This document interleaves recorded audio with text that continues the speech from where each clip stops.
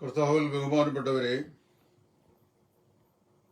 എല്ലാവർക്കും വീണ്ടും മറ്റൊരു വീഡിയോയിലേക്ക്, ഒരു വിഷയത്തിലേക്ക് ഹാർദവമായ സ്വാഗതം.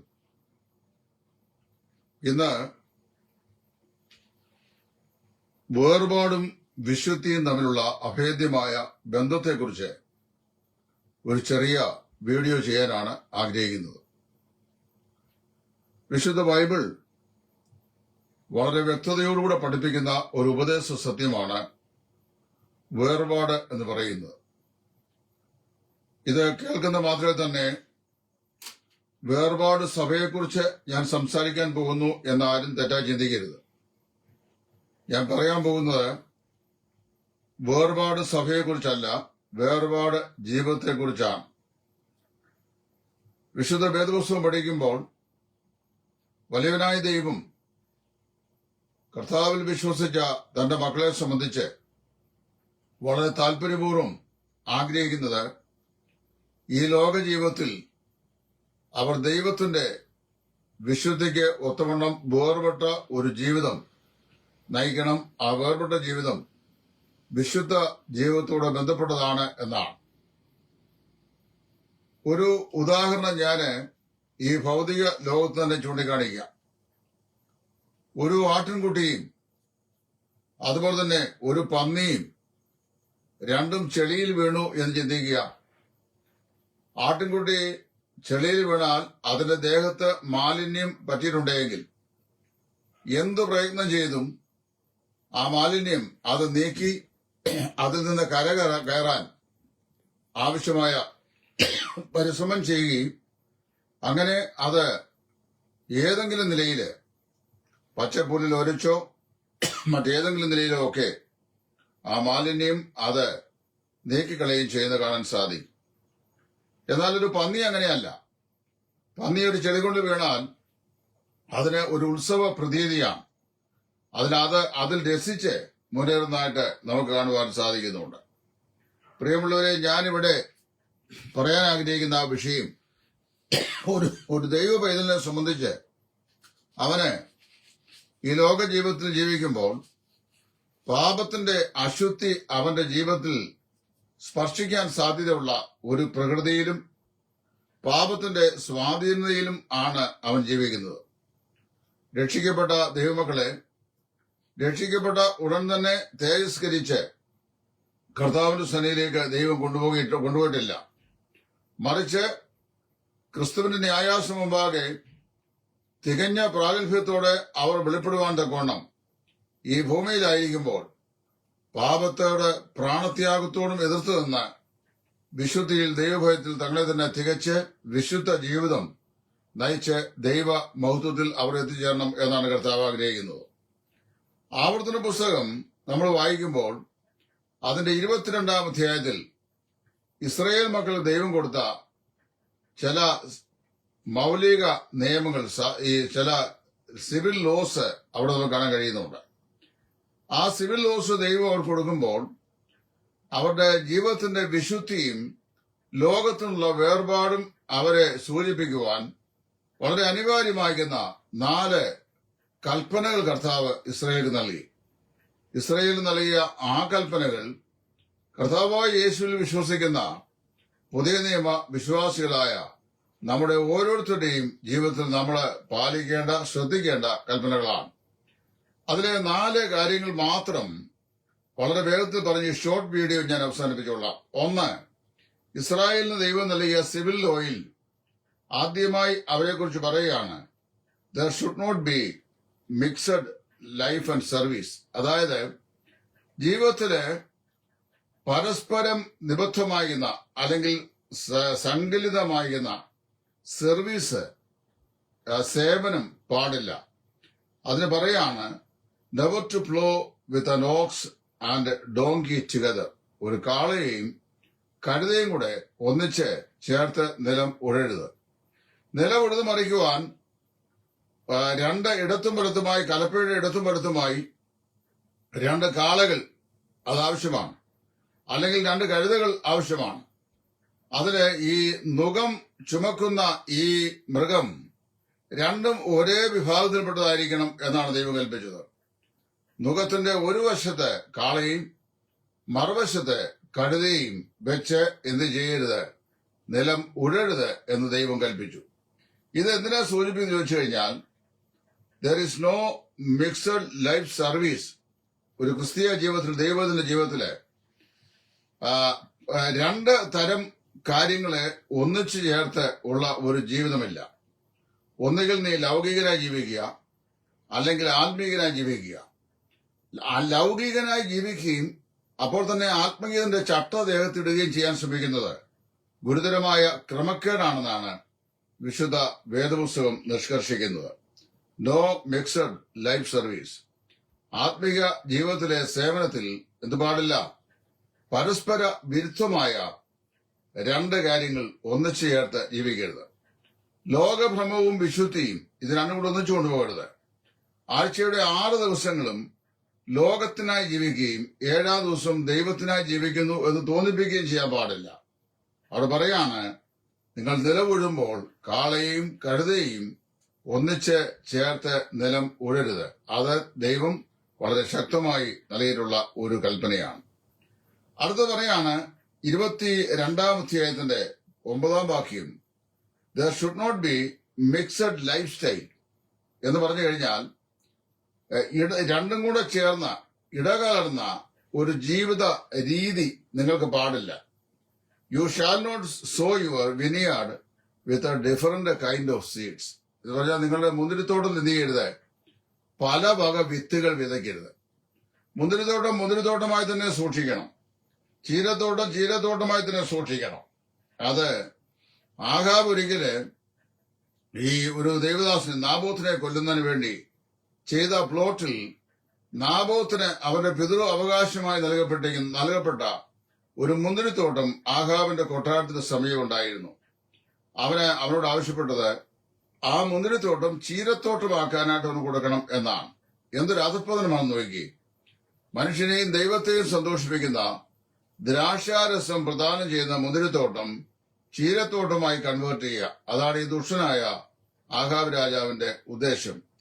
അതിനവൻ വിസമ്മതിച്ചു. അതുകൊണ്ട് അവനെ ജനത്തിന്റെ മധ്യയെ വിളിച്ചു വരുത്തി ഉപവാസം പ്രസ്തുതമാക്കി കള്ളസാക്ഷികളെ അവനെതിരെ നിർത്തി അവനെ കല്ലെറിഞ്ഞ് കൊന്നതായും അവൻ നാബോത്തിന്റെ രക്തം ആഹാബിന്റെ ഗൃഹത്തിന്മേൽ സന്ദർശിച്ചതായും തിരുവെഴുത്തിൽ നമ്മൾ വായിക്കുന്നുണ്ട്. ഒരു ദൈവപൈതലിന്റെ ജീവിതത്തില് വാസ്തവത്തില് യാതൊരു നിലയിലും എന്ത് ചെയ്യാൻ പാടില്ല? നിലത്ത് നിന്റെ മുന്തിരിത്തോട്ടത്തിൽ പലവക വിത്ത് വിതയ്ക്കരുത്. അപ്പൊ അങ്ങനെ പലവക വിത്ത് വിതയ്ക്കുന്ന വിശ്വാസികൾ ധാരാളമുണ്ട്. എന്ന് പറഞ്ഞു കഴിഞ്ഞറിയാമോ? അവര് ഏത് സാഹചര്യത്തോടും ഇഴുകിച്ചേരും, ആരോടും കൂട്ടുകൂടും, ആരോടും കൂടെ സമയവും സാവകാശവും ചെലവഴിക്കും. എന്നിട്ട് എന്ത് ചെയ്യും? സകല ആത്മീയ കാര്യങ്ങളെയും നിയന്ത്രണവും ചെയ്യും.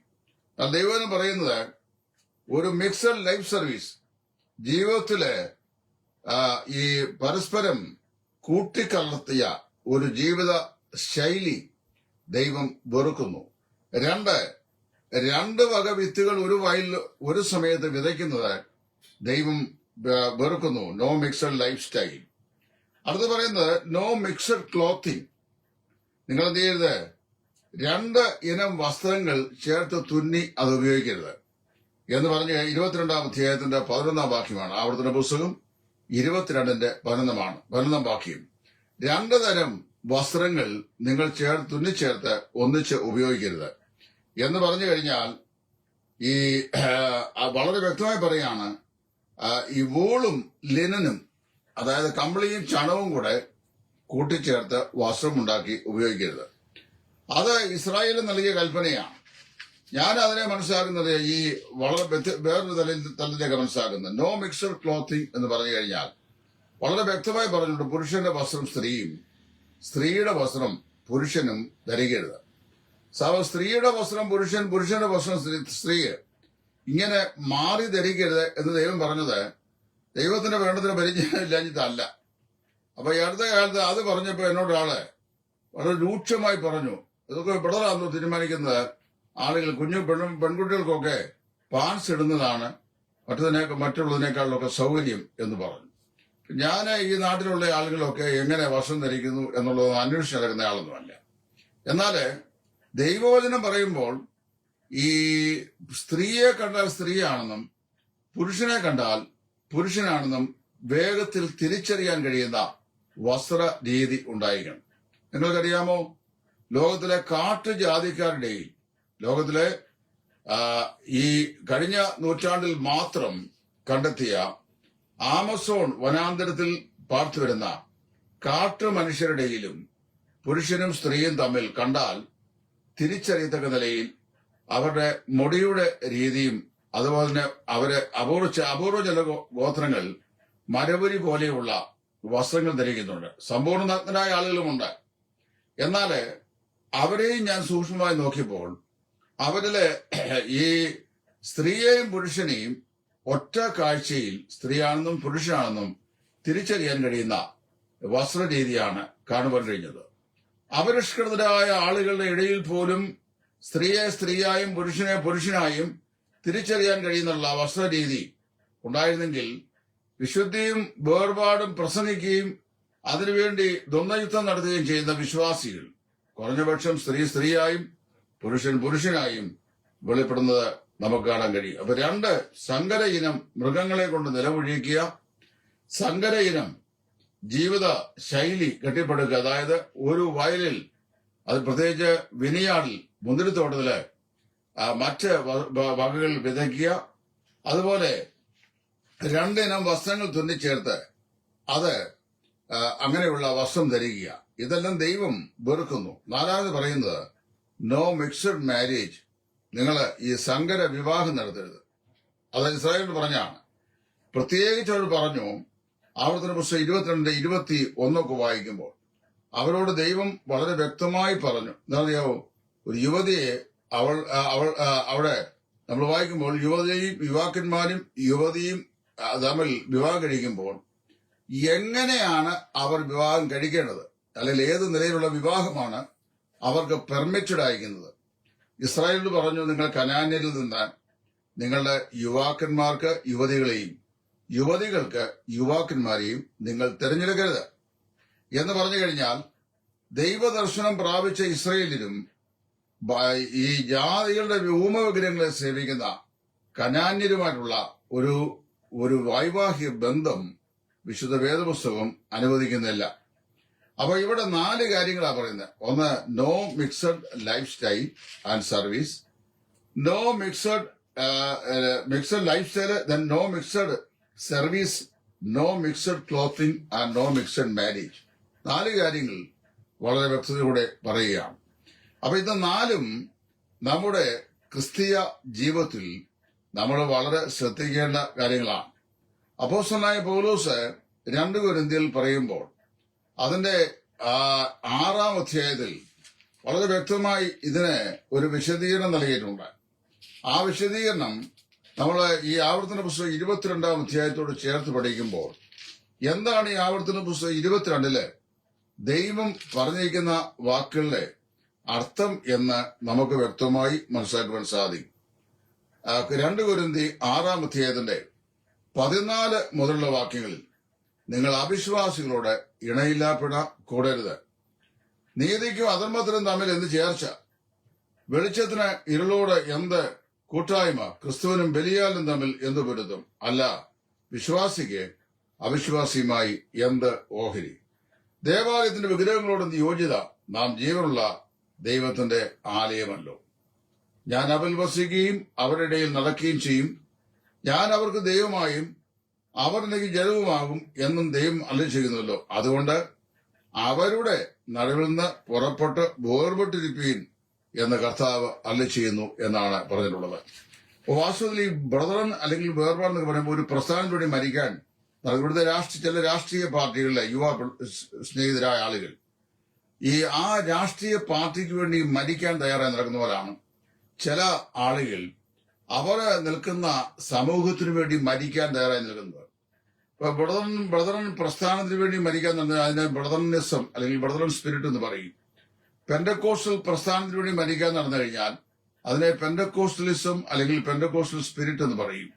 നമ്മൾ വാസ്തവത്തിൽ മരിക്കേണ്ടത് ഈ ഒരു പ്രസ്ഥാനത്തിന് വേണ്ടിയല്ല, ജീവിക്കേണ്ടതും മരിക്കേണ്ടതും ക്രിസ്തുവിന് വേണ്ടിയാണ്. അപ്പൊ നമ്മുടെ ജീവിതത്തില് കർത്താവായ യേശു വളരെ വ്യക്തമായി നമ്മെ പഠിപ്പിച്ച പാഠമാണ്, ഒരു വിശ്വാസി ലോകത്തിലായിരിക്കുമ്പോൾ എന്ത് ചെയ്യണം. അവന് ഈ ലോകത്തിൽ വേർപെട്ട ജീവിതം നയിക്കണം. ആ വേർപാടില് പ്രഥമമായിരിക്കുന്ന ലക്ഷണം എന്ന് പറയുന്നത് വിശുദ്ധിയാണ്. വിശുദ്ധി ആന്തരികവും ബാഹ്യവുമായിരുന്ന പ്രകൃതമായിരിക്കണം. നമ്മുടെ ആന്തരംഗവും വിശുദ്ധമായിരിക്കണം, ബാഹ്യ ജീവിതവും വിശുദ്ധമായിരിക്കണം. ദൈവത്തിന്റെ ദാസനായ ദാവീദിനെ കുറിച്ച് പറയുമ്പോൾ ദാവീദിനെ കുറിച്ച് ദൈവം തന്നെ ഒരു സാക്ഷ്യം പറയുകയാണ്. David is a man after my own heart. ദാവീദ് എന്റെ ഹൃദയപ്രകാരമുള്ള മനുഷ്യൻ. അപ്പൊ ദാവീദിനെ എന്റെ ഹൃദയപ്രകാരമുള്ള മനുഷ്യൻ എന്ന് ദൈവം പറഞ്ഞതില് നമ്മളെ പോലെയുള്ള ആളുകൾ വേദപുസ്തകം വായിക്കുമ്പോൾ അതിശയിച്ചു പോകും. കാരണം ദാവീദ് മറ്റൊരുവന്റെ ഭാര്യയെ അപഹരിച്ചവനാണ്, ഒരുപാട് രക്തം ചൊരിഞ്ഞിട്ടുള്ള കരങ്ങളുള്ളവനാണ്. ഇങ്ങനെയൊക്കെയുള്ള ആളിനെ എങ്ങനെയാ ദൈവം എന്റെ ഹൃദയപ്രകാരമുള്ള മനുഷ്യൻ എന്ന് നാമകരണം ചെയ്തത് എന്ന് നമ്മൾ അതിശയിച്ചു പോകും. അവിടെ എന്റെ വളരെ ലളിതമായ ഉത്തരം ഞാൻ പറയാം. മനുഷ്യനായ നമ്മൾ കാണുന്ന പോലെ അല്ല ദൈവം കാര്യങ്ങളെ കാണുന്നത്.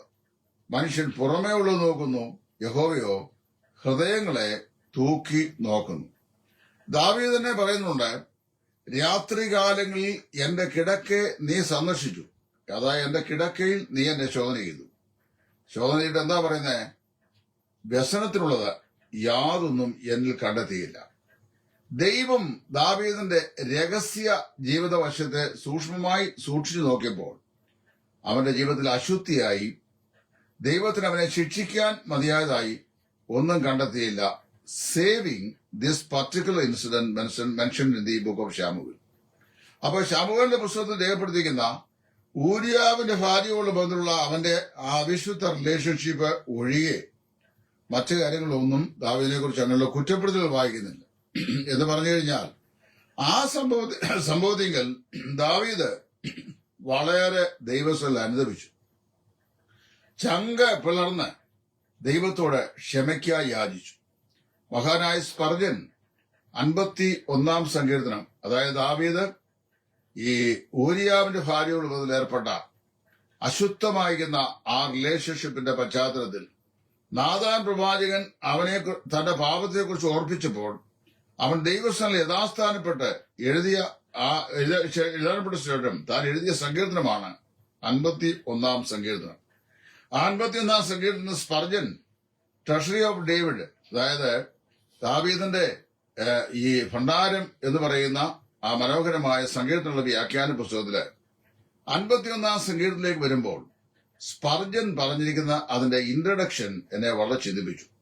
ഞാൻ എന്റെ ഇപ്പോൾ ആ ബുക്ക് സെറ്റ് മുഴുവൻ സ്പർജൻ പറയുകയാണ്, ഞാൻ സങ്കീർത്തനങ്ങളുടെ വ്യാഖ്യാനം എഴുതി വന്നു.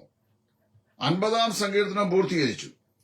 51 സങ്കീർത്തനത്തിലേക്ക് അതിന്റെ വ്യാഖ്യാനം എഴുതുവാൻ എന്റെ മേശമേൽ വിശുദ്ധ വേദപുസ്തകവും മഷിയും തൂവലും പേപ്പറും വെച്ച് ഞാൻ എഴുതുവാൻ തുടങ്ങിയപ്പോഴൊക്കെ നീ നിൽക്കുന്ന സ്ഥലം അതിവിശുദ്ധമാകിയാൽ നിന്റെ കാലിൽ നിന്ന് ചെരുപ്പുകളെ അഴിച്ചുകളയുക എന്ന് സീനായി മലയിൽ വെച്ച് ദൈവം മോശയോട് പറഞ്ഞ ദൈവശബ്ദമാണ് ഈ സങ്കീർത്തനത്തിന്റെ വ്യാഖ്യാനവശം എഴുതുവാൻ ഞാൻ തുനിഞ്ഞപ്പോൾ എനിക്ക് അനുഭവവേദ്യമായത്. അങ്ങനെ 3 ആഴ്ചയോളം എന്റെ അന്തരാത്മാവ് ഈ അതിവിശുദ്ധ ശബ്ദം എന്റെ ഹൃദയത്തിൽ ശ്രമിക്കുന്നതായി കേട്ടു. ഈ നിൽക്കുന്ന സ്ഥലം അതിവിശുദ്ധമാണ്. 51 സങ്കീർത്തനം അത്യന്തം പരിഭാവനമാണ്. എന്താണെന്നറിയാമോ? ദാവീദിന്റെ ജീവിതത്തിൽ പറ്റിയ ഒരു വലിയ തെറ്റ്. ആ തെറ്റില് അവൻ കണ്ടിന്യൂ ചെയ്യുകയല്ല. ഒരു ദൈവപൈതലിന്, രക്ഷിക്കപ്പെട്ട ദൈവപൈതലിന് ഒരിക്കലും ഒരു പാപത്തിൽ തുടരാൻ സാധിക്കുകയില്ല. ഒരു പാപവും അവന്റെ ജീവിതത്തിൽ സംഭവിച്ചുകൂടാ എന്നില്ല.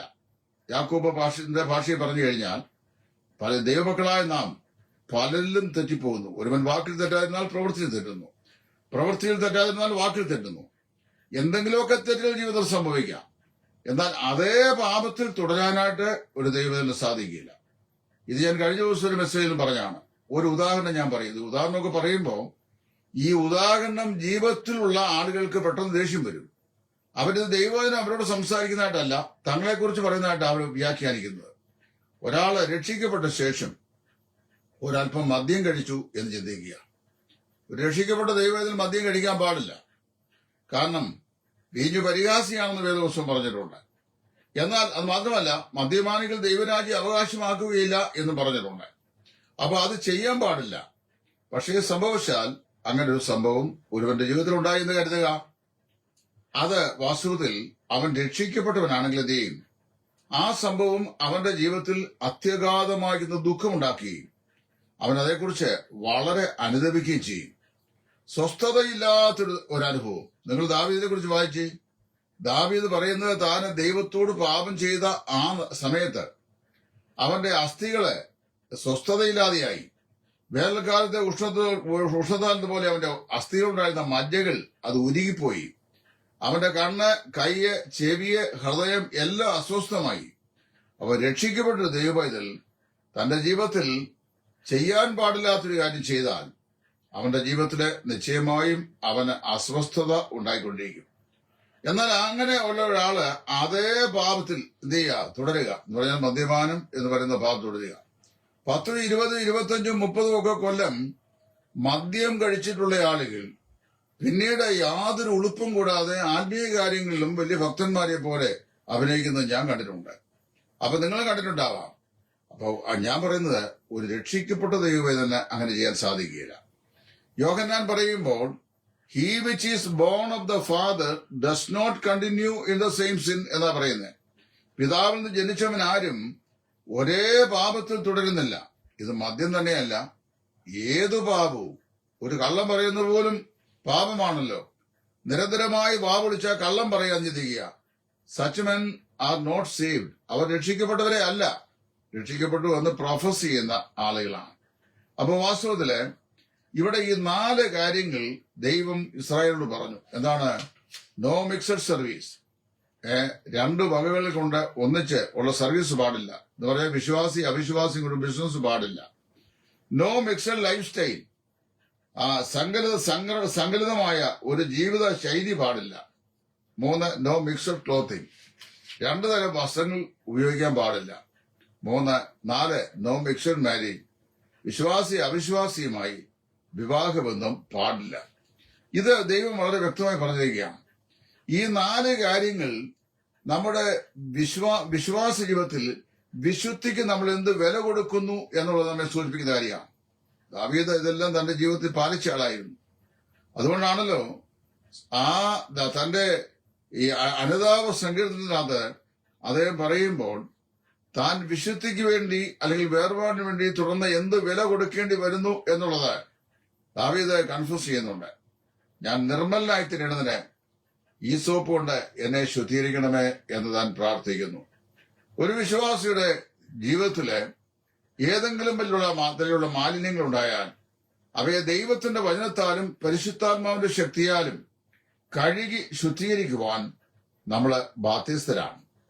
വാസ്തവത്തില് ആ നിലയിലുള്ള ഒരു വിശുദ്ധി ഉള്ള ജീവിതത്തിന് മാത്രമേ ലോകത്തിൽ വേർപാടിന്റെ അനുഭവത്തിലുള്ള ഒരു ജീവിതം നയിക്കുവാൻ സാധിക്കുകയുള്ളൂ.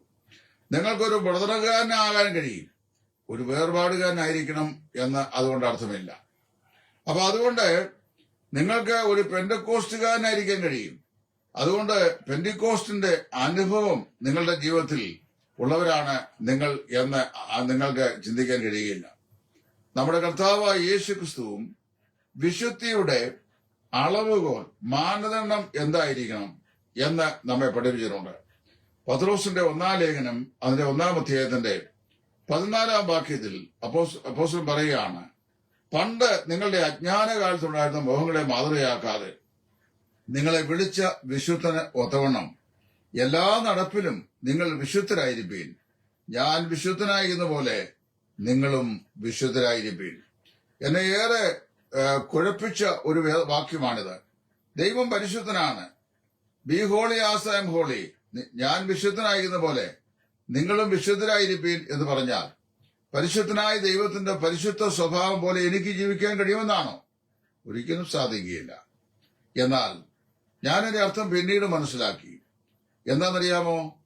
നമ്മുടെ കർത്താവായ യേശു ക്രിസ്തുവിന്റെ ഐഹിക ജീവിതനാളുകളിൽ താൻ ഈ ഭൂമിയിലായിരുന്ന 33.5 വർഷക്കാലത്തെ തന്റെ ജീവിത നാളുകളിൽ യേശു ക്രിസ്തുവിൽ വെളിപ്പെട്ട് കണ്ട വിശുദ്ധിയായിരിക്കണം കർത്താവായ യേശു ക്രിസ്തുവിൽ വിശ്വസിച്ച് അവനെ പിൻഗമിക്കുന്ന വിശുദ്ധന്മാരുടെ ജീവിതത്തിൽ ഉണ്ടായിരുന്ന വിശുദ്ധിയുടെ ക്രൈറ്റീരിയ. ഞാൻ 4-5 കാര്യങ്ങളിൽ വളരെ വേഗത്തിൽ കമ്പിവാചകം പോലെ ഓർപ്പിക്കാം. ഒന്ന്, the heart of Christ was holy. ക്രിസ്തുവിന്റെ ഹൃദയം പരിപാവനമായിരുന്നു. 2 Corinthians 5:21 വായിക്കുന്നത്, he who knew not sin but made himself sin for us that we might be made righteousness of God in him. പാപം അറിയാത്തവനെ നാം അവനിൽ ദൈവത്തിന്റെ നീതിയാകേണ്ടതിന് അവൻ നമുക്ക് വേണ്ടി പാപമാക്കി തീർത്തു. പ്രായോഗിക വശത്ത് പാപത്തെ ക്രിസ്തുവിന് അറിയില്ലായിരുന്നു. ക്രിസ്തു സർവജ്ഞാനി ആയതുകൊണ്ട് പാപം എന്താണെന്ന് ചോദിച്ചാൽ പാപം എന്താണെന്ന് യേശുവിനെ അറിയാം, വിശുദ്ധി എന്താണെന്ന് ചോദിച്ചാൽ യേശുവിനെ അറിയാം. എന്നാൽ പ്രായോഗിക ജീവിതത്തിൽ പാപത്തെ പ്രാക്ടീസ് ചെയ്തവനല്ല ക്രിസ്തു. എബ്രായർ 7:26 പൗലോസ് അപ്പോസ്തലൻ ഇങ്ങനെ പറയുന്നു, ഇങ്ങനെയുള്ള മഹാപുരോഹിതനല്ലോ നമുക്ക് വേണ്ടത്, പവിത്രൻ, നിർദോഷൻ, നിർമ്മലൻ, പാപികളോട് വേറിട്ടവൻ, സ്വർഗത്തേക്കാൾ ഉന്നതനായി തീർന്നവൻ. ആ മഹാപുരോഹിതന്മാരെ പോലെ ആദ്യം തങ്ങളുടെ പാപത്തിനും പിന്നെ ജനത്തിന്റെ പാപത്തിനും വേണ്ടിയും യാഗം കഴിപ്പാൻ ആവശ്യമില്ലാത്തവൻ തന്നെ. പ്രത്യേകം നമ്മളത് മനസ്സിലാക്കേണ്ട വിഷയമാണ്.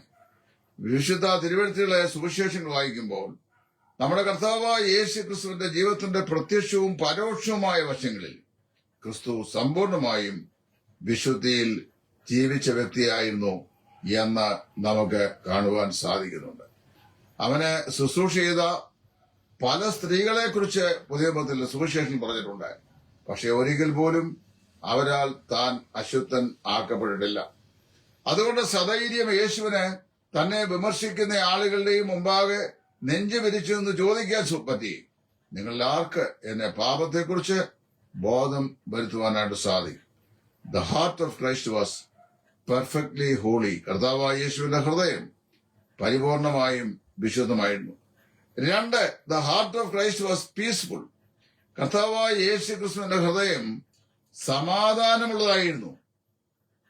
കർത്താവിന്റെ ശിഷ്യന്മാര് കൂട്ടിക്കൊണ്ട് യേശു വചനം പ്രസംഗിക്കുന്ന സമയങ്ങളിൽ കടന്നു വന്ന പുരുഷാരും 3 നാളോളം ഭക്ഷണം കൂടാതെ കർത്താവിനെ നിരന്തരമായി കേട്ടു വന്ന സമയത്ത് നിങ്ങളിൽ ആർക്ക് ഈ ബഹുപുരുഷാരത്തെ ഭക്ഷണം കൊടുത്ത് തൃപ്തിപ്പെടുത്താൻ കഴിയും എന്ന് ചോദിച്ചു കഴിഞ്ഞപ്പോൾ the disciples fractured over how to find bread for the 5,000. ഈ 5,000 പേർക്ക് എങ്ങനെ ആഹാരം കണ്ടെത്താൻ കഴിയും എന്നതില് ശിഷ്യന്മാർ ഭാരമുള്ളതായി തീർന്നു. But Christ was so calm in his life heart. ക്രിസ്തു എന്തായിരുന്നു? വളരെ ശാന്തതയും സമാധാനവും ഉള്ളവരായിരുന്നു. താൻ എന്ത് ചെയ്യാൻ പോകുന്നുവെന്നും പിതാവ് തനിക്ക് വേണ്ടി എന്ത് പ്രവർത്തിക്കുന്നുവെന്നും കർത്താവായ യേശുവിന് അറിയാമായിരുന്നു. കാരണം അവിടുന്ന് പരിശുദ്ധനായ ദൈവത്തിന്റെ പുത്രനാണ്. His heart was calm. അത് വളരെ ശാന്തമായിരുന്നു. ക്രിസ്തുവിന്റെ ഹൃദയം വിശുദ്ധമായിരുന്നു. ക്രിസ്തുവിന്റെ ഹൃദയം സമാധാനമുള്ളതായിരുന്നു. നമ്മുടെ ഹൃദയം സമാധാനമുള്ളതാകുന്നപ്പോഴെന്നറിയാമോ? നമ്മുടെ ഹൃദയം വിശുദ്ധിയിൽ നിറഞ്ഞതായിരിക്കുമ്പോഴാണ്. ഹൃദയം വിശുദ്ധിയിൽ നിറഞ്ഞാണെങ്കിൽ നമ്മുടെ വിചാരങ്ങൾ വിശുദ്ധമായിരിക്കും, നമ്മുടെ പ്രവൃത്തികൾ വിശുദ്ധമായിരിക്കും, നമ്മുടെ നടപ്പ് വിശുദ്ധമായിരിക്കും, നമ്മുടെ വാക്കുകൾ വിശുദ്ധമായിരിക്കും, നമ്മുടെ ഉദ്ദേശവും വിശുദ്ധമായിരിക്കും. ലക്ഷ്യം തെറ്റിപ്പോയാൽ എല്ലാം തെറ്റിയല്ലോ. അപ്പൊ അതിനാണ്ട് ക്രിസ്തുവിന്റെ ഹൃദയം സമാധാനപൂർണം ആയിരുന്നു. 3, the heart of Christ had A definite purpose. വിശുദ്ധനായ ക്രിസ്തുവിന്റെ വിശുദ്ധ ജീവിതമുള്ള ഈ ലോക ജീവിതത്തിലെ തന്റെ നാളുകളിൽ അവന് തന്റെ മുമ്പിൽ വെച്ചിരുന്ന ഒരു വ്യക്തമായ ലക്ഷ്യം ഉണ്ടായിരുന്നു. പലപ്പോഴും നമ്മുടെ ലക്ഷ്യം എന്താണ്? ഞാൻ വിശുദ്ധനായിരിക്കുന്ന പോലെ നിങ്ങൾ വിശുദ്ധരായിരിക്കും എന്ന് പറഞ്ഞ കർത്താവായ യേശു തന്റെ മണവാട്ടിയായ സഭയെ അല്ലെങ്കിൽ തന്റെ തിരുസഭയെ തന്നോടൊപ്പം തേജസ് നൽകി, തന്നോടൊപ്പം പദവി നൽകി, തന്നോടൊപ്പം ആ സ്വർഗീയ സിംഹാസനമേൽ ഇരുത്തുവാൻ യോഗ്യതയുള്ളവരായി തീരത്തക്ക നിലയിൽ അവരെ വിശുദ്ധിയുടെ ആത്മാവ് കൊണ്ട് വിശുദ്ധീകരിച്ച് മഹത്വത്തിനായി അവരെ ശുദ്ധീകരിച്ചുകൊണ്ടിരിക്കുകയാണ്. അപ്പൊ നമുക്കൊരു കർത്തവ്യമുണ്ട്, നമുക്കൊരു ലക്ഷ്യമുണ്ട്. എന്താണ്? കർത്താവിന്റെ മഹത്വത്തിനായി നാം നമ്മെ തന്നെ സമ്പൂർണമായി പ്രതിഷ്ഠിക്കുക. ക്രിസ്തുവിന്റെ ഹൃദയത്തിന് വ്യക്തമായ ഒരു ലക്ഷ്യബോധം ഉണ്ടായിരുന്നു. The heart of Christ was joyful. കർത്താവിന്റെ ഹൃദയം എല്ലായ്പ്പോഴും സന്തോഷിക്കുന്ന ഹൃദയമായിരുന്നു. പൗലോസ് എന്താണ് പറയുന്നത്? കർത്താവിൽ എപ്പോഴും സന്തോഷിപ്പീൻ, സന്തോഷിപ്പീൻ, സന്തോഷിപ്പീൻ എന്ന് ഞാൻ പിന്നെയും നിങ്ങളോട് പറയുന്നു. ഹൃദയം വിശുദ്ധിയിൽ നിറയുമ്പോഴാണ് നമ്മുടെ മനസ്സ് സന്തോഷിച്ച് ഉല്ലസിക്കുന്നത്. യഥാർത്ഥമായ രക്ഷയുടെ സന്തോഷം ജീവിതത്തിൽ അനുഭവിപ്പാനും ആസ്വദിപ്പാനും കഴിയുന്ന വിശ്വാസികൾ ആരാണെന്ന് ചോദിച്ചാൽ കേവലം കർത്താവിനെ രക്ഷിതാവായി സ്വീകരിക്കുന്നു എന്ന് ഏറ്റുപറഞ്ഞവർ മാത്രമല്ല, ദൈവത്തിന്റെ വിശുദ്ധി തങ്ങളുടെ ഹൃദയങ്ങളിലും ജീവിതങ്ങളിലും സൂക്ഷിക്കുന്നവരാണ്. അഞ്ചാമത്, ക്രിസ്തുവിന്റെ ഹൃദയത്തിന്റെ മറ്റൊരു ക്വാളിറ്റിയും കൂടെ തിരുവെടുത്ത് പറയുന്നു. His heart was spiritual. കർത്താവിന്റെ ഹൃദയം ആത്മീയവും ഉള്ളതും ആത്മനിറവുള്ളതുമായിരുന്നു. നമ്മുടെ കർത്താവായ യേശു ആ കാര്യം യോഹന്നാൻ 14 വ്യക്തമായി പറഞ്ഞിട്ടുണ്ട്. ചുരുക്കം പറഞ്ഞു കഴിഞ്ഞാൽ, പ്രായോഗിക തലത്തിലെ നമ്മുടെ വിശ്വാസ ജീവിതത്തിന്റെ വിശുദ്ധിയാണ് നമ്മുടെ വേർപെട്ട ജീവിതത്തിൽ വെളിപ്പെട്ടു വരേണ്ടത്. നമ്മൾ വേർപാട് പ്രസംഗിക്കുന്നവരായിട്ടല്ല, വേർപാട് പാലിക്കുന്നവരായി ജീവിക്കണം. എല്ലാ കാര്യങ്ങളും ഈ ഭൂമിയിലായിരിക്കുമ്പോൾ ചെയ്യുവാൻ നമുക്ക് അവകാശമുണ്ടെങ്കിലും അനുവാദമില്ല. നമുക്ക് നമ്മുടേതായ അവകാശം ഉണ്ടായിരിക്കാം, എന്നാൽ എല്ലാത്തിനും അനുവാദമില്ല. ആകിയാൽ അവരുടെ നടുവിൽ നിന്ന് പുറപ്പെട്ട് വേർപെട്ടിരിപ്പീൻ. എന്നാൽ ഞാൻ നിങ്ങൾക്ക് പിതാവും നിങ്ങളിലേക്ക് പുത്രന്മാരും പുത്രിമാരുമായിരിക്കും എന്നാണ് ദൈവവചനം പറയുന്നത്. അപ്പൊ പ്രിയമുള്ളവരെ, ഞാൻ ഇവിടെ ഒരു കാര്യം ഓർപ്പിക്കാം. അതായത്, ഒരു വ്യക്തി ഞാനൊരു ബ്രദറുകാരനാണ് അല്ലെങ്കിൽ വേർപാടുകാരനാണ് എന്ന് പറഞ്ഞുകൊണ്ട് അവൻ വേർപാടുകാരനാകിയില്ല. വേർപാട് എന്ന് പറയുന്നത് വിശുദ്ധ ജീവിതത്തിന്റെ പ്രത്യക്ഷമായ പ്രകടനമാണ്. ഒരു ദൈവവേദന തന്നെ തന്നെ വിശുദ്ധിയിൽ ദൈവഭയത്തിൽ തികയ്ക്കുന്നതിന്റെ തെളിവാണ് അവന്റെ ജീവിതത്തിന്റെ വേർപാട് എന്ന് പറയുന്നത്. ഇത് കർത്താവായ യേശു കാണിച്ചു. തന്റെ ഹൃദയം പരിശുദ്ധമായിരുന്നു, തന്റെ ഹൃദയം സമാധാനമുള്ളതായിരുന്നു, തന്റെ ഹൃദയം വ്യക്തമായ ലക്ഷ്യബോധമുള്ളതായിരുന്നു, തന്റെ ഹൃദയം സന്തോഷഭരിതമായിരുന്നു, തന്റെ ഹൃദയം ആത്മീയ അന്തരീക്ഷത്തിൽ കഴിയുന്നതായിരുന്നു. തന്റെ പുത്രന്റെ സ്വരൂപത്തോട് നമ്മെ അനുരൂപരാക്കി രൂപാന്തരപ്പെടുത്തുക എന്നുള്ള പ്രക്രിയയിലാണ് ദൈവം ഇന്ന് നമ്മോട് ഇടപെട്ടുകൊണ്ടിരിക്കുന്നത്. നമ്മൾ ഈ ഭൂമിയിലായിരിക്കുമ്പോൾ നമ്മളെ രക്ഷിച്ച് ഈ ഭൂമിയിലാക്കി നമ്മെക്കുറിച്ച് ദൈവം ആഗ്രഹിക്കുന്നത് തന്റെ പുത്രനായ യേശു ക്രിസ്തുവിന്റെ സ്വരൂപത്തോട് അനുരൂപരായി നമ്മെ രൂപാന്തരപ്പെടുത്തുക എന്നുള്ളതാണ്. അതിൽ കുറഞ്ഞതൊന്നും ക്രിസ്തീയ വിശുദ്ധിയും ആത്മീയ ജീവിതവുമല്ല. ആ പ്രോസസ്, അതായത് ആ പ്രവർത്തന തത്വത്തിന് ദൈവം നമ്മെ ഏൽപ്പിച്ചു കൊടുത്തിരിക്കുകയാണ്. പരിശുദ്ധാത്മാവായ ദൈവമാണ് അത് നമ്മൾ ചെയ്യുന്നത്. നമ്മിലുള്ള എല്ലാ മലിനതകളെയും അനുദിനം കഴുകി വിശുദ്ധീകരിച്ച് തന്റെ രക്തത്താൽ നമ്മെ ദൈവപുത്രനായ യേശു ക്രിസ്തുവിന്റെ പ്രകൃതത്തിന് അനുരൂപരായി രൂപാന്തരപ്പെടുത്തുക എന്നുള്ള ദൈവം നമ്മെ കുറിച്ച് ആഗ്രഹിക്കുന്നു. ആ രൂപാന്തരീകരണത്തിന് നമ്മുടെ നിരന്തരമായ സമർപ്പണവും ആവശ്യമാണ്. എന്ന് പറഞ്ഞു കഴിഞ്ഞാൽ, പിതാവായ ദൈവത്തിന് കർത്താവായ യേശു ക്രിസ്തു വീണ്ടും ജനിച്ച ദൈവമക്കളെ ഓരോ നാഴികയിലും നിമിഷങ്ങളിലും വിശുദ്ധരും നിഷ്കളങ്കരുമായി സമർപ്പിച്ചുകൊണ്ടിരിക്കുകയാണ്. കർത്താവായ യേശു നമ്മെ പിതാവായ ദൈവത്തിന് വിശുദ്ധരും നിഷ്കളങ്കരുമായി നിരന്തരം സമർപ്പിച്ചുകൊണ്ടിരിക്കുകയാണ്. അങ്ങനെ കർത്താവായ യേശു ക്രിസ്തു പിതാവായ ദൈവത്തിന് നമ്മെ വിശുദ്ധരും നിഷ്കളങ്കരുമായി സമർപ്പിച്ചുകൊണ്ടിരിക്കേണ്ടതിന് നമ്മെ ശുദ്ധീകരിച്ച് കർത്താവിന്റെ കയ്യിൽ സമർപ്പിക്കുന്നത് ദൈവത്തിന്റെ പരിശുദ്ധാത്മാവാണ്. അങ്ങനെ പരിശുദ്ധാത്മാവ് അത് ചെയ്യേണ്ടതിന് പരിശുദ്ധാത്മാവായ ദൈവത്തിന് നാം നമ്മെ തന്നെ വിധേയപ്പെടുത്തി കൊടുക്കുമ്പോഴാണ് ആ ശുശ്രൂഷ ചെയ്യുവാൻ പരിശുദ്ധാത്മാവിന് സാധിക്കുന്നത്. അല്ല നിർബന്ധപൂർവ്വം പരിശുദ്ധാത്മാവ് ആരുടെയും മേൽ കയറി എരിയടാ അവിടെ നിന്നെ ഞാനിന്ന് വിശദീകരിക്കാൻ പോവുകയാണ് എന്ന് പറഞ്ഞ് ദൈവം ആ വിശുദ്ധീകരണം അടിച്ചേൽപ്പിക്കാറില്ല. പരിശുദ്ധാത്മാവിന് നാം കീഴ്പ്പെട്ട് അനുസരിച്ച് വിധേയപ്പെട്ട് സമർപ്പിച്ചു കഴിയുമ്പോൾ പരിശുദ്ധാത്മാവ് നമ്മെ ക്രിസ്തുവിനും ക്രിസ്തു നമ്മെ പിതാവിനും സമർപ്പിക്കുന്നു. അപ്പോൾ എന്ത് ചെയ്യുന്നു? പിതാവായ ദൈവം തന്റെ പുത്രനായ യേശു ക്രിസ്തുവിന്റെ സ്വരൂപത്തോട് അനുരൂപരായി നമ്മെ രൂപാന്തരപ്പെടുത്തുന്നു. ഇത് ഒരു പ്രോസസ്സാണ്. ഈ പ്രോസസ്സ് എവിടെ വരെ കഴിയും? കർത്താവിന്റെ വരവ് വരെയോ നമ്മുടെ ദേശസ്കരണം വരെയോ തുടർന്നുകൊണ്ട് ഇരിക്കും. ഒരു മനുഷ്യനും ഈ ഭൂമിയിൽ വെച്ച് പൂർണ്ണതയുള്ളവനല്ല. നാം ആ പൂർണ്ണതയിലേക്ക് യാത്ര ചെയ്തുകൊണ്ടിരിക്കുന്നവരാണ്. അപ്പോൾ എന്റെ വാക്കുകൾ ദീർഘിപ്പിക്കുന്നില്ല. വേർപാടും വിശുദ്ധിയും പരസ്പര നിബദ്ധമായ രണ്ട് പ്രയോഗങ്ങളാണ്. ഒന്നുകൂടാതെ ഒന്ന് സാധ്യമല്ല. വിശുദ്ധിയില്ലാതെ വേർപാടും, വേർപാടില്ലാതെ വിശുദ്ധിയും സാധ്യമല്ല. ദൈവം നമ്മെ കാണുന്നത് ലോകത്തിന്റെ മാലിന്യങ്ങളിൽ നിന്ന് നമ്മെ തന്നെ വിശുദ്ധിയിൽ, ദൈവഭയത്തിൽ തികച്ചവരായി, വിശുദ്ധിയുടെ ആത്മാവിൽ നമ്മെ തന്നെ സൂക്ഷിക്കുന്നവരായിട്ട് ആണ്. അതാണ് ദൈവം നമ്മെക്കുറിച്ച് ആഗ്രഹിക്കുന്നത്. നമ്മൾ അങ്ങനെ ആയിരിക്കണം എന്നാണ്. ഇവിടെ നമുക്ക് നമ്മോട് തന്നെ ചോദിക്കാം, am I truly sanctifying myself the very way that God intended of my life? എന്റെ ജീവിതത്തെ കുറിച്ച് ദൈവം ആഗ്രഹിക്കുന്ന അതേ അനുഭവത്തിൽ വിശുദ്ധിയിൽ സൂക്ഷിക്കുവാൻ എനിക്ക് സാധിക്കുന്നുണ്ടോ എന്ന് നാം നമ്മെ തന്നെ പരിശോധിക്കണം. അതാണ് കൊരിന്ത്യരോട് പൗലോസ് പറയുമ്പോൾ, നിങ്ങൾ വിശ്വാസത്തിലിരിക്കുന്നു എന്ന് നിങ്ങളെ തന്നെ പരിശോധിപ്പിൻ എന്ന് പറയുന്നു. പ്രിയമുള്ളവരെ, ഈ ലോക ജീവിതത്തിൽ നമ്മൾ ജീവിക്കുമ്പോൾ ലോകത്താലുള്ള മാലിന്യം ഭവിക്കാതെ ദൈവത്തിന്റെ വചനത്തിന്റെ വിശുദ്ധിക്കൊത്തവണ്ണം ദൈവഭയത്തിൽ തേഞ്ഞവരായി നമ്മൾ ലോകത്തിൽ ജീവിക്കണം. പല സുവിശേഷകന്മാരുടെയും പല പാസ്റ്റേഴ്സിന്റെയും പല വിശ്വാസികളുടെയും ജീവിതശൈലി കണ്ടു കഴിഞ്ഞാൽ വിശുദ്ധ വേദപുസ്തകം പ്രഖ്യാപിക്കുന്ന വേർപാടും വിശുദ്ധിയും ഈ വിശ്വാസവുമായിട്ട് എന്തെങ്കിലും ബന്ധമുണ്ടോ എന്ന് കാണുന്നവർ സംശയിച്ചു പോകും. പണക്കൊതിയാണ് ഏറ്റവും ഫ്രണ്ടിൽ നിൽക്കുന്നത്, ദ്രവ്യാഗ്രഹവും. അതിനുവേണ്ടി എന്ത് വൃത്തികേടും കാണിക്കും, എന്ത് തന്ത്രങ്ങളും മെനയും, എല്ലാ കുതന്ത്രങ്ങളും ഉണ്ടാക്കും. ഇതൊന്നും വിശുദ്ധിയുടെ ആത്മാവ് സംബന്ധമായി ശരിയായ കാര്യങ്ങളല്ല. ദൈവത്തിന്റെ മനുഷ്യനായുള്ളവൻ, അതായത് കർത്താവായ യേശു ക്രിസ്തുവിന്റെ വിശുദ്ധിയിൽ തന്റെ ജീവിതത്തെ സൂക്ഷിക്കുന്ന ഒരു ദൈവവേദൽ, he will be free from all guilt. എല്ലാ മനസാക്ഷിയുടെ കുറ്റബോധത്തിൽ നിന്നും അവൻ വിമുക്തിയുള്ളവനായിരിക്കും. കാരണം അറിയാമോ, അവന് ഈ ലോകത്തിന്റെ വസ്തുവകളിലൊന്നും ഒരു അറ്റാച്ച്മെന്റ് ഇല്ല. ലോകത്തിന്റെ വസ്തുവകളിലൊന്നും അവന് ഒരു അറ്റാച്ച്മെന്റും ഇല്ല.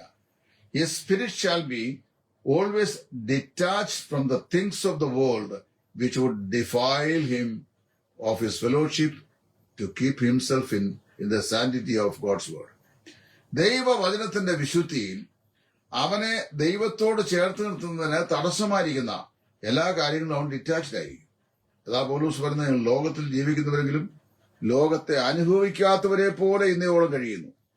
നമ്മൾ ലോകത്തിലാണ് ജീവിക്കുന്നത്, പക്ഷെ ലോകത്തെ അനുഭവിക്കാത്തവരെ പോലെ. ലോകത്തിലാണെങ്കിലും ലോകക്കാർ അല്ലാത്തതുപോലെ. നമ്മുടെ കർത്താവ് എന്താ പറഞ്ഞ യോഹന്നാൻ 17, ഞാൻ ലൗകികനല്ലാത്തതുപോലെ നിങ്ങളും ലൗകികരല്ല. അപ്പൊ നമ്മൾ ലൗകികരല്ലാത്തതുകൊണ്ട് ലോകം എപ്പോഴും ലോകത്തിനുള്ളതിനെ അബ്സോർബ് ചെയ്യാനുള്ള വെമ്പലിലാണ്. ലോകം എപ്പോഴും എന്ത് ചെയ്യും? ലോകത്തിലുള്ളതിനെ അബ്സോർബ് ചെയ്യും. ഉദാഹരണം പറഞ്ഞാൽ, ദൈവത്തിന്റെ വിശുദ്ധിയുടെ മാനദണ്ഡം സൂക്ഷിക്കാതെ ലക്ഷ്യബോധം തെറ്റി കപ്പലിൽ കയറി യാത്ര ചെയ്ത യോനായെ കടലിലേക്ക് എറിഞ്ഞു കഴിഞ്ഞപ്പോൾ, the very moment the big whale swallowed him, അപ്പൊ തന്നെ ആ വലിയ മത്സ്യം അവനെ വിഴുങ്ങി. കാരണം the world is ready to swallow a Christian. ഒരു ക്രിസ്തീയ ദൈവവേദനെ വിഴുങ്ങുവാൻ എല്ലായ്പ്പോഴും ഒരുക്കപ്പെട്ട വായുമായിട്ടാണ് ലോകം ഇരിക്കുന്നത്. മനസ്സിലായോ? പക്ഷെ അത് വിഴുങ്ങെങ്കിലും കുറെ കഴിഞ്ഞപ്പോൾ അതിന് മനസ്സിലായി, ഞാൻ വിഴുങ്ങിയത് ലോകത്തിന്റെ വകയല്ല, ദൈവത്തിന്റെ വകയാണ്. ദൈവത്തിന്റെ വകയാണ് വിഴുങ്ങിയതെങ്കിൽ, ലോകം വിഴുങ്ങിയെങ്കിൽ ലോകത്തിന് ഒരിക്കലും അതിനെ പെർപെച്വലി കണ്ടെയ്ൻ ചെയ്യാൻ പറ്റുകയില്ല. അത് മത്സ്യം എന്ത് ചെയ്തു? അതിനെ മറുകരെ കൊണ്ട് ഛർദ്ദിച്ചു കളഞ്ഞു. അറിയാവോ? The world conceive only things of the world. ലോകം ലോകത്തിന്റെ വകകൾ മാത്രമേ സ്വീകരിക്കുകയുള്ളൂ. എന്നാൽ ദൈവത്തിലോ ലോകത്തിന്റെ വകയല്ല, ദൈവത്തിന്റെ വകയാണ് അവൻ സ്വീകരിക്കേണ്ടത്. അങ്ങനെ നാം മനസ്സ് പുതുക്കി നാൾതോറും രൂപാന്തരപ്പെടുകയും ക്രിസ്തുവിന്റെ വിശുദ്ധിയിൽ ദൈവഭയത്തിൽ നമ്മെ തന്നെ തികയ്ക്കുകയും ചെയ്യുമ്പോൾ എന്ത് ചെയ്യുന്നു? നമ്മുടെ സ്വഭാവത്തിന്, നമ്മുടെ വ്യക്തിത്വത്തിന് എല്ലാം ക്രിസ്തു അനുരൂപമായ രൂപാന്തരം സംഭവിക്കുകയും നാം ഈവൻച്വലി തന്റെ പുത്രനായ യേശു ക്രിസ്തുവിന്റെ പ്രകൃതത്തിന് അനുരൂപരായി രൂപാന്തരം പ്രാപിക്കുകയും ചെയ്യും. അതിന്റെ ഏറ്റവും അടിസ്ഥാന തത്വം വിശുദ്ധ ജീവിതമാണ്. വിശുദ്ധ ജീവിതമാണ് നമ്മുടെ ജീവിതം. മുമ്പേ ഞാൻ പറഞ്ഞു, ദാവീദിനെ സംബന്ധിച്ച് പറഞ്ഞത്, മനുഷ്യൻ ദാവീദിനെ പുറമേ നോക്കി അവന്റെ ജീവിതത്തിൽ സംഭവിച്ച ചില കുറ്റങ്ങൾ കണ്ടു ഇവനാണോ വിശുദ്ധൻ എന്ന് പറയുന്നത്. ദൈവം അവനെ സാക്ഷിച്ചു. David is a man after my own heart. ഒരു മനുഷ്യനെ കുറിച്ച് മാത്രമേ ദൈവം അങ്ങനെ പറഞ്ഞിട്ടുള്ളൂ. ജീവിതത്തിന്റെ ഏറ്റവും അപകടകരമായ രംഗത്തും ജീവിതത്തിൽ വിശുദ്ധി സൂക്ഷിച്ച യോസേഫിനെ കുറിച്ച് പോലും ദൈവം പറയാത്ത വാക്കാണ് ദാവീദിനെ കുറിച്ച് പറഞ്ഞത്. ദാവീദ് എന്റെ ഹൃദയപ്രകാരം ഉള്ള മനുഷ്യൻ. ദൈവേഷ്ടം ചെയ്ത് വാഗ്ദത്വം പ്രാപിക്കുവാൻ ഒരു വിശുദ്ധ ജീവിതവും ഒരു സമർപ്പിത ജീവിതവും ഒരു വേർപെട്ട ജീവിതം നമുക്ക് ആവശ്യമാണ്.